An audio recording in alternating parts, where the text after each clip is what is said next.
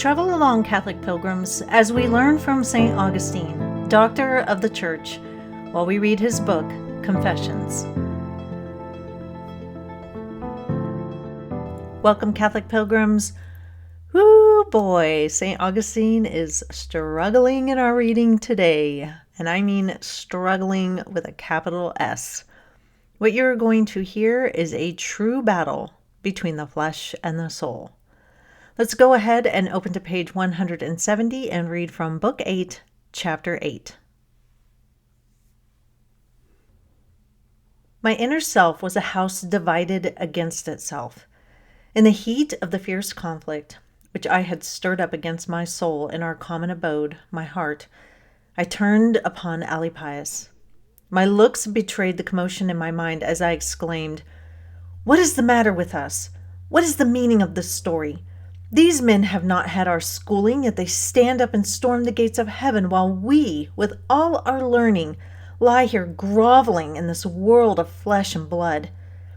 Is it because they have led the way that we are ashamed to follow? Is it not worse to hold back?" I cannot remember the words I used. I said something to this effect, and then my feelings proved too strong for me. I broke off and turned away, leaving him to gaze at me speechless and astonished. For my voice sounded strange, and the expression of my face and eyes, my flushed cheeks, and the pitch of my voice told him more of the state of my mind than the actual words that I spoke. There was a small garden attached to the house where we lodged. We were free to make use of it as well as the rest of the house because our host, the owner of the house, did not live there. I now found myself driven by the tumult in my breast to take refuge in this garden, where no one could interrupt that fierce struggle in which I was my own contestant until it came to its conclusion. What the conclusion was to be you knew, O Lord, but I did not. Meanwhile, I was beside myself with madness that would bring me sanity. I was dying a death that would bring me life. I knew the evil that was in me, but the good that was soon to be born in me I did not know. So I went out into the garden, and Alypius followed at my heels. His presence was no intrusion on my solitude, and how could he leave me in that state? We sat down as far as possible from the house. I was frantic, overcome by violent anger with myself for not accepting your will and entering into your covenant. Yet in my bones I knew that this was what I ought to do. In my heart of hearts I praised it to the skies. And to reach this goal I needed no chariot or ship. I need not even walk as far as I had come from the house to the place where I sat. For to make the journey and to arrive safely, no more was required than an act of will. But it must be a resolute and wholehearted act of the will, not some lame wish, which kept turning over and over in my mind, so that it had to wrestle with itself, part of it trying to rise, part falling to the ground. During this agony of indecision, I performed many bodily actions, things which a man cannot always do, even if he wills to do them.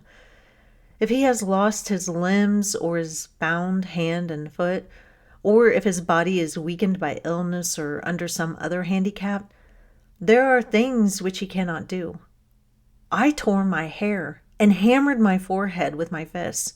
I locked my fingers and hugged my knees. And I did all this because I made an act of will to do it. But I might have had the will to do it and yet not have done it, if my limbs had been unable to move in compliance with my will.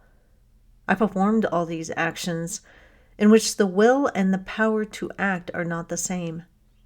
Yet I did not do that one thing which I should have been far, far better pleased to do than all the rest, and could have done it once, as soon as I had the will to do it, because as soon as I had the will to do so, I should have willed it wholeheartedly.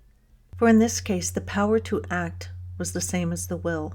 To will it was to do it. Yet I did not do it.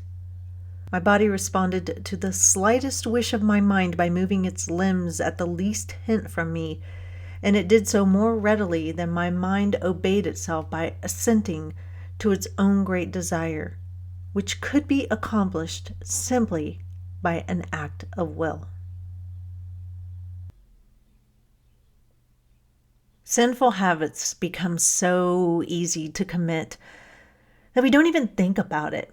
The will is so lazy, so numbed, so obedient to the flesh that we just go along with it. And that's why it's just so easy to open a phone and look at porn. It's why it's so easy to eat an entire sleeve of Oreos. It's why it's so easy to just lay in bed and miss Mass. It's why it's so easy to continue cohabitating without getting married. Sin lulls us into submission to the point where we don't even put up a fight. The second that you realize that that sin is actually not good for you, you watch and see how much your mind tries to justify that sin. You watch at how desperately you want to cling to it. You watch how it literally feels like you are being ripped apart. When the devil has you all wrapped up in sin, all he has to do is just let you be.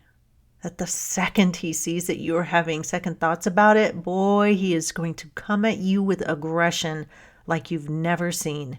The fight is on. And our flesh doesn't want to give up the sin because it's pleasurable. We talked about that.